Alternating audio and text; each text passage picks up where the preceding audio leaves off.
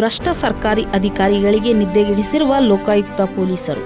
ಆದಾಯಕ್ಕಿಂತ ಹೆಚ್ಚಿನ ಆಸ್ತಿ ಗಳಿಕೆ ಆರೋಪದ ಮೇಲೆ ರಾಜ್ಯದ 10 ಜಿಲ್ಲೆಯಲ್ಲಿ 11 ಅಧಿಕಾರಿಗಳಿಗೆ ಸೇರಿದ 56 ಸ್ಥಳಗಳ ಮೇಲೆ ದಾಳಿ ನಡೆಸಿ 45.63 ಲಕ್ಷ ರು ನಗದು ಸೇರಿದಂತೆ 45.14 ಕೋಟಿ ರು ಮೌಲ್ಯದ ವಸ್ತುಗಳನ್ನು ಜಪ್ತಿ ಮಾಡಿದ್ದಾರೆ. ಆದಾಯಕ್ಕಿಂತ ಹೆಚ್ಚಿನ ಆಸ್ತಿ ಗಳಿಕೆ ಮಾಡಲಾಗಿದೆ ಎಂಬ ಮಾಹಿತಿ ಮೇರೆಗೆ ಗುರುವಾರ ಬೆಳ್ಳಂಬೆಳಗ್ಗೆ ಬೆಂಗಳೂರು, ಬೆಳಗಾವಿ, ದಾವಣಗೆರೆ, ಧಾರವಾಡ, ಚಿತ್ರದುರ್ಗ, ಮಂಡ್ಯ, ಹಾಸನ, ಕಲಬುರಗಿ ಸೇರಿದಂತೆ 10 ಜಿಲ್ಲೆಯಲ್ಲಿ ಲೋಕಾಯುಕ್ತ ಪೊಲೀಸರು ಈ ದಾಳಿ ನಡೆಸಿದ್ದಾರೆ.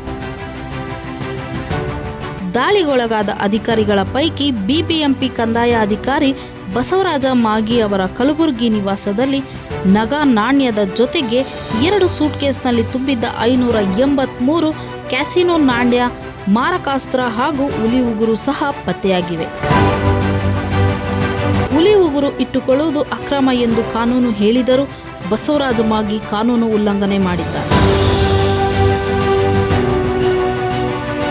ಹೀಗಾಗಿ ಲೋಕಾಯುಕ್ತ ಪೊಲೀಸರು ಸಹ ಹುಲಿ ಉಗುರು ಪತ್ತೆಯಾದ ತಕ್ಷಣ ಅರಣ್ಯ ಇಲಾಖೆ ಅಧಿಕಾರಿಗಳಿಗೆ ಮಾಹಿತಿ ನೀಡಿದ್ದಾರೆ. ಅರಣ್ಯ ಅಧಿಕಾರಿಗಳು ಹುಲಿ ಉಗುರು ಪತ್ತೆ ಬಗ್ಗೆ ಪ್ರತ್ಯೇಕ ಪ್ರಕರಣ ದಾಖಲು ಮಾಡಿ ತನಿಖೆ ಕೈಗೊಳ್ಳಲಿದ್ದಾರೆ. ಇಷ್ಟೇ ಅಲ್ಲದೆ ಮಾರಕಾಸ್ತ್ರಗಳು ಸಹ ಲಭ್ಯವಾಗಿದೆ.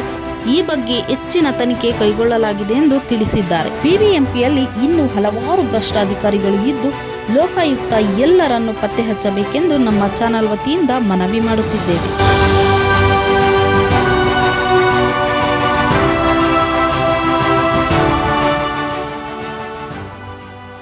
ಮೆಂಡು ನ್ಯೂಸ್ ನೆಟ್ವರ್ಕ್, ಸತ್ಯದ ಕನ್ನಡಿ.